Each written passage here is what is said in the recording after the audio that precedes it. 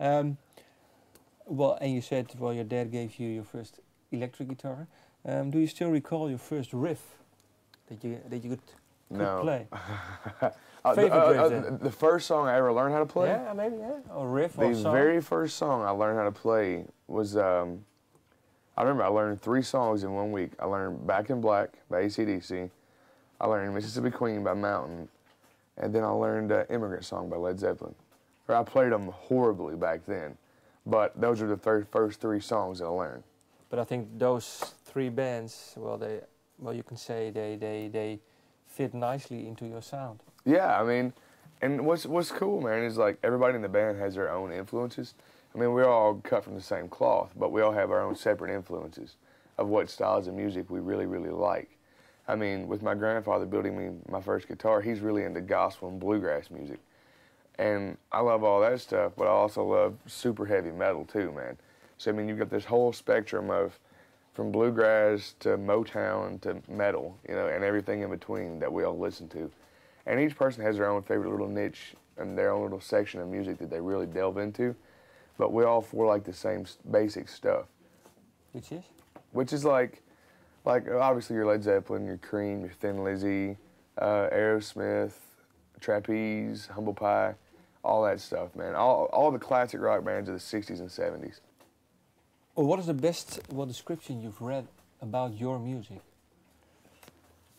You know, they're all different. And one thing we try to do when we put the songs together for our album, where we picked the 13 songs that would best describe us as a band, rather than pick the 13 songs that would do the best on radio. We wanted to put ourselves out there as a band first, and then worry about everything else later. And you know, people say, well, they're southern rock and metal, and this and that, and you know, people say we put a new twist on southern rock for a modern audience. And by all practical purposes, we're not a southern rock band, but you can hear the southern influence in our music. So, I mean, I really don't know what would be the best description I've heard of it, but...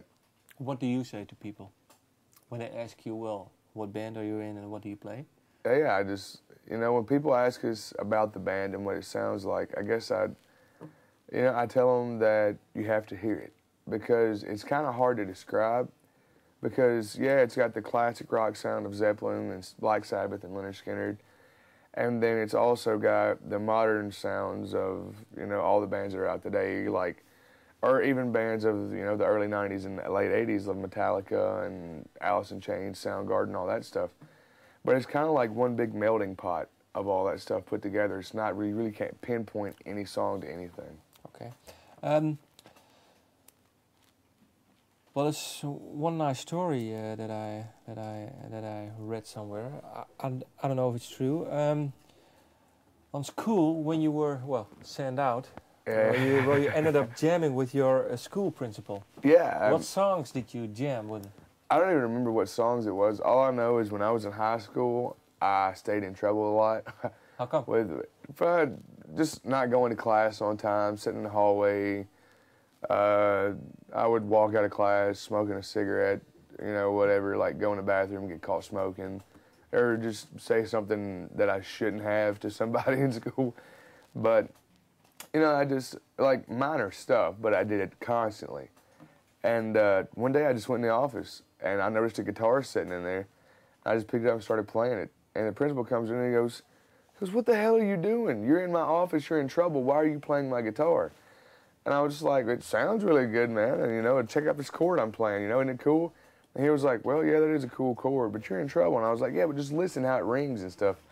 And from then on, we were just like, when I'd get in trouble, we'd go up and jam some old bluegrass or like a southern rock song or a country song, whatever.